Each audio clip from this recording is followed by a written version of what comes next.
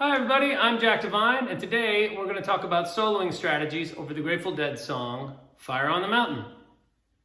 Now before we get into any of the solo strategies, I think it's probably essential to just lay out a couple of the key moves that you got to make if you're going to be playing Fire on the Mountain and you want to sound like Fire on the Mountain.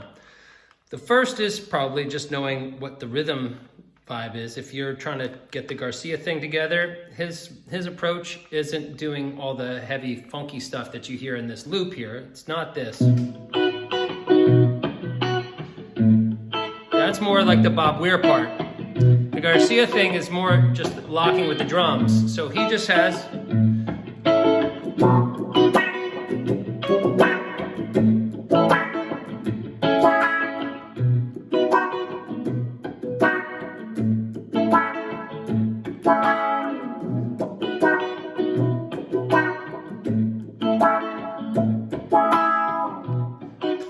and that's pretty much clocking with the snare drum. Boom.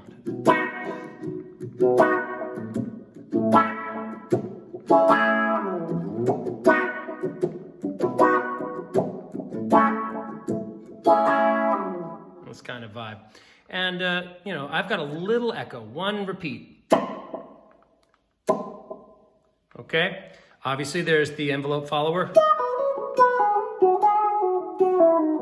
And then for the solos, I have a little overdrive before the...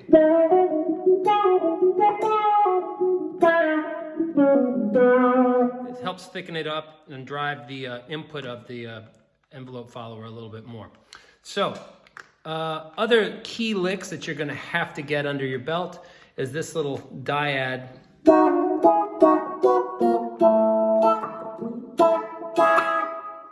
Okay, so that's here at the 7th fret B string with the index finger and the ring finger on the 8th fret, and we're forming just the 3rd and the 5th of the B chord. So we're going to slide it back a fret, and we're going to bar down with our index finger across the B and G string. Then we're going to come and play across all the bottom 3 strings and form our B chord. Okay. You don't need to linger too much on that passing tone. So then that's A, and then I do A major 7 most of the time. Though some people like the E chord there, like that little partial E chord. So.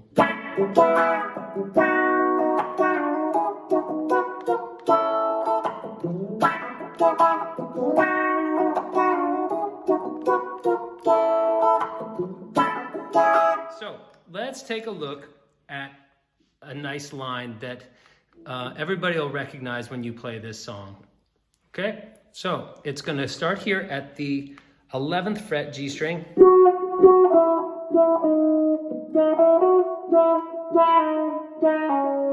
And we're kind of going, so it's a pull off. Then we climb back up. Then we shift positions and we stay within the scale. So that is 11, 9, 8, then 9, 8, 6. Here it is in context.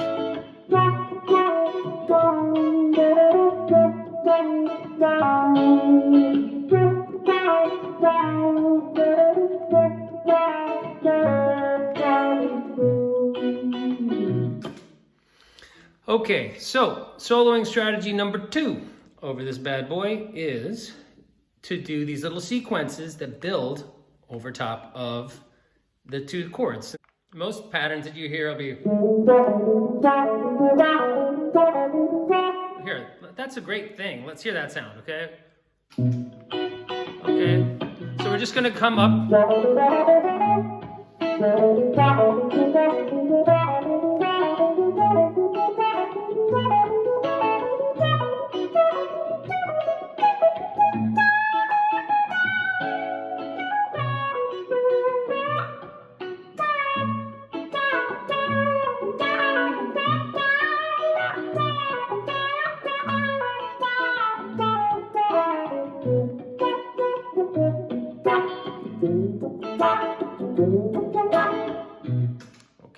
nothing wrong with that. It's just kind of straight. So that's 1, 2, 3, 4, 1, 2, 3, 4, 1, 2, 3, 4, 1, 2, 3, 4, 1, 2, 3, 4, right? We're just coming up. It's just the E major scale, and we're going to start.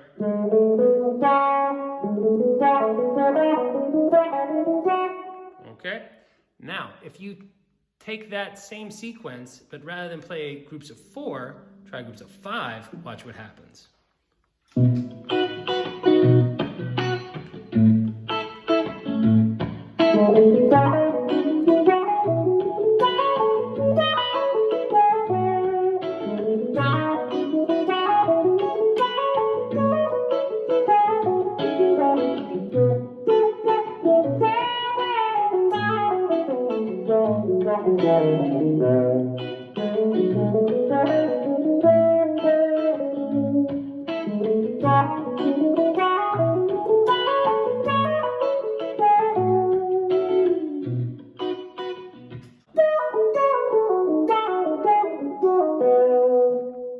We're going E flat, back to B. That's going to be pick down, pull off. Whoop. So that's upstroke, downstroke, pull off.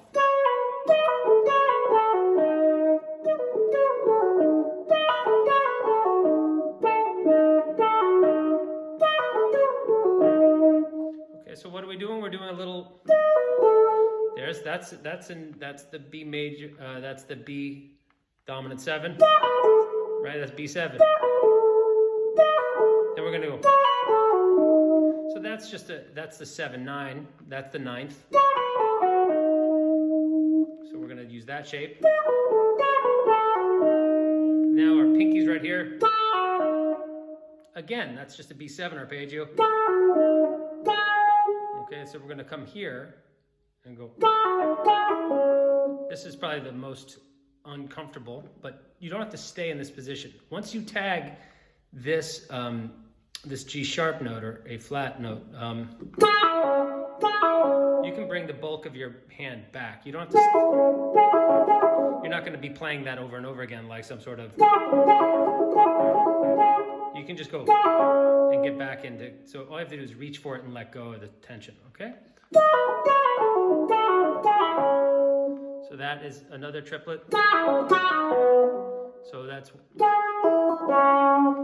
A flat, E, C sharp. So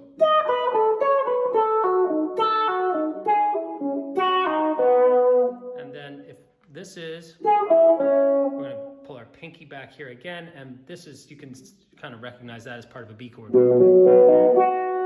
Right, I hope. So we're going to go. So over the groove it is.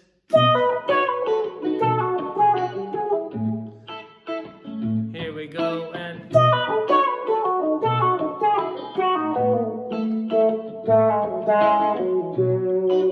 very cool, right?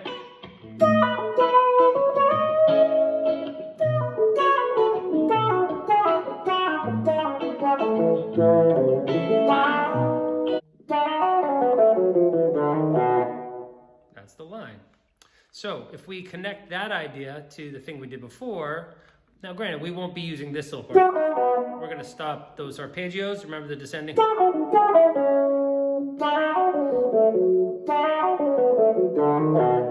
Be something like that. So, and it's.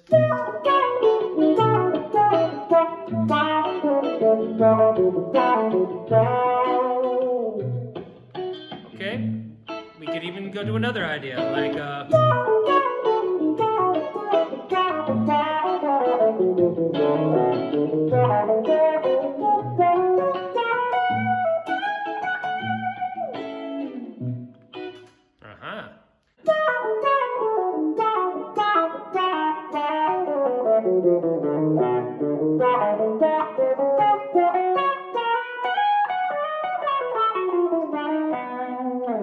so let's try that again, okay?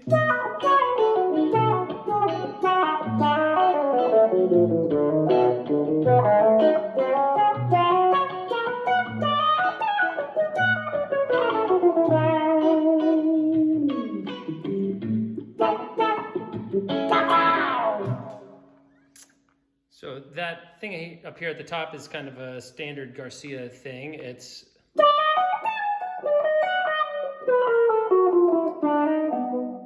so remember that enclosure is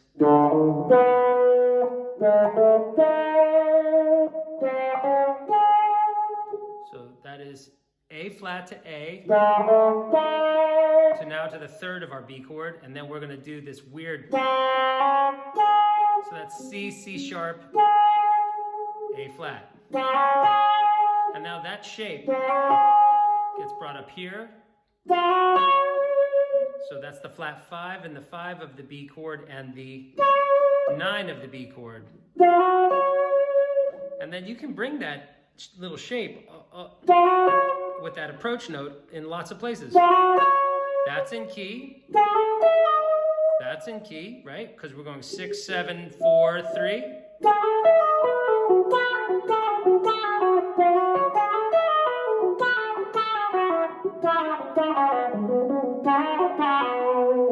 That could work, right? Or if we go, right? That's the leading tone into the. Why don't we go back and put our group of 5 into our little group of little descending arpeggios, and then the enclosure, and then up, try to run it up to that that blues lick, okay? And 3, and what is it?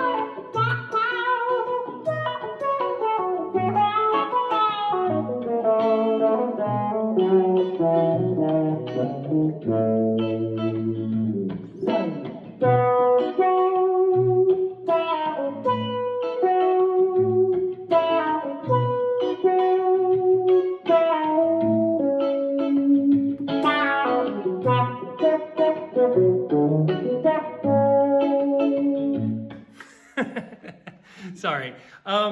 There's nothing wrong with a little humor in music, I suppose. So that brings me to my next idea.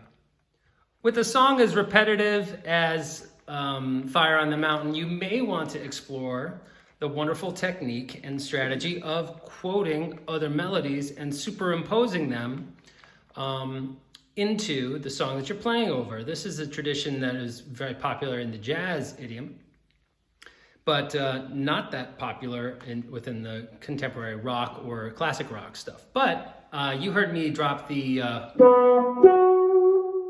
what is it, John Williams, the Star Wars theme, right? So I worked up that idea. That is not completely just spontaneous, though I did just do it there. But I've done that before playing the song live.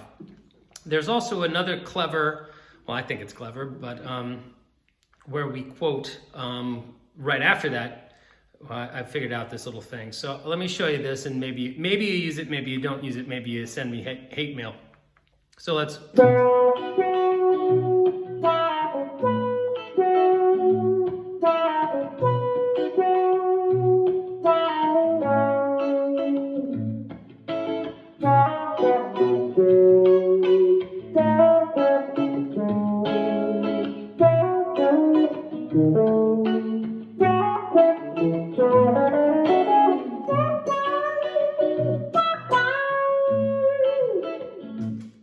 So we're going to use the little Close Encounters theme as an idea.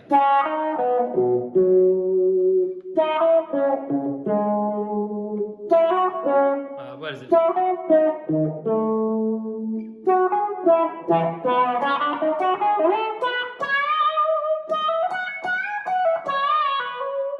Right, this idea of this is a big long song, tons of room, for you to stretch out. So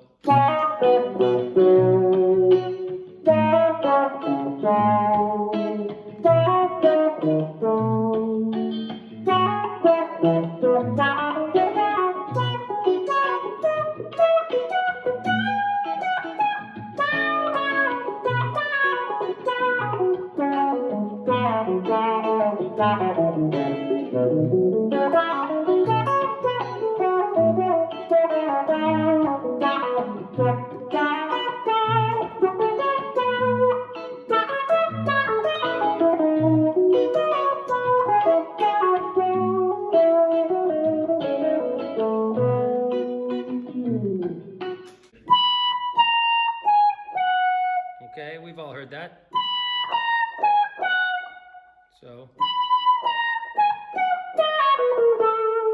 So if you're unfamiliar with the part, here it is. And B flat, A flat, F sharp, and then we come.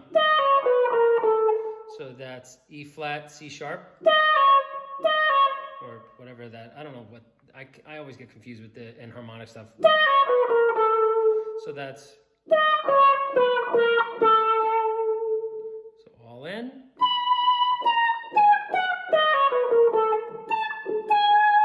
That's A to A flat. Jump up here, middle finger on the E note, and climb up the major scale. Okay, so all in, 3, 4.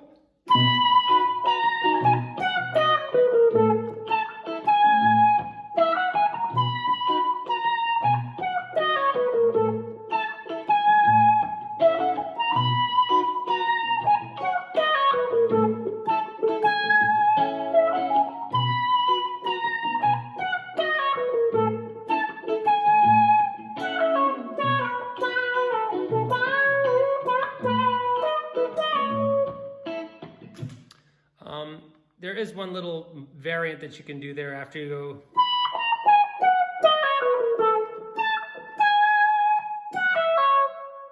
So that's F sharp, E to C sharp. All right, and this is a nice little thing to have in your back pocket, just like that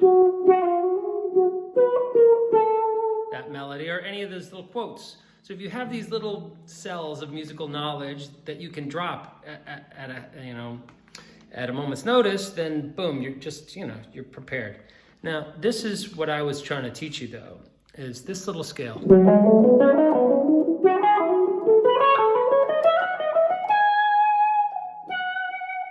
Now, there's got to be a way of meshing that into the part that I just showed you.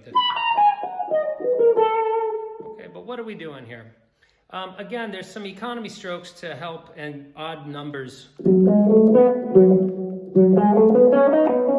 1, 2, 3, 4, 5, 6, and then 1, 2, 3, 4, 5, 6.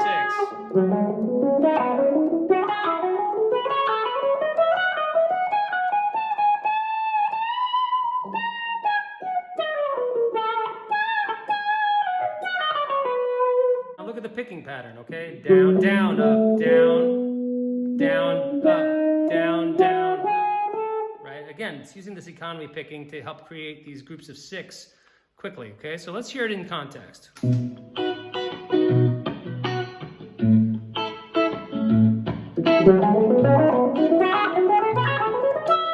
Right, so that's when it opens up.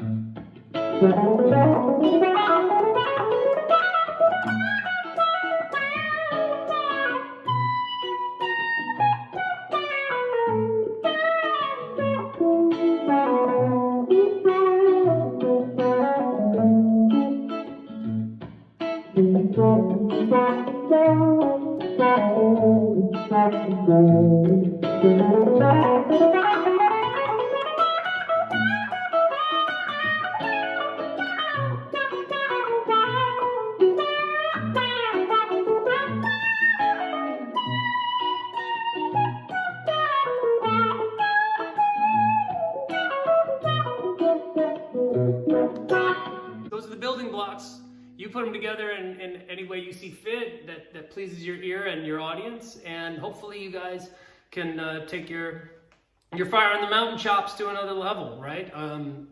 I don't think I'm like the world's greatest, but I think that I know something that maybe you don't know. So I'm trying to share, and I hope you guys appreciate that and can, you know, share this video with your friends, like, subscribe, do whatever you got to do. I really hope that these are helping. Okay, so signing off from Brooklyn, New York. Thanks again.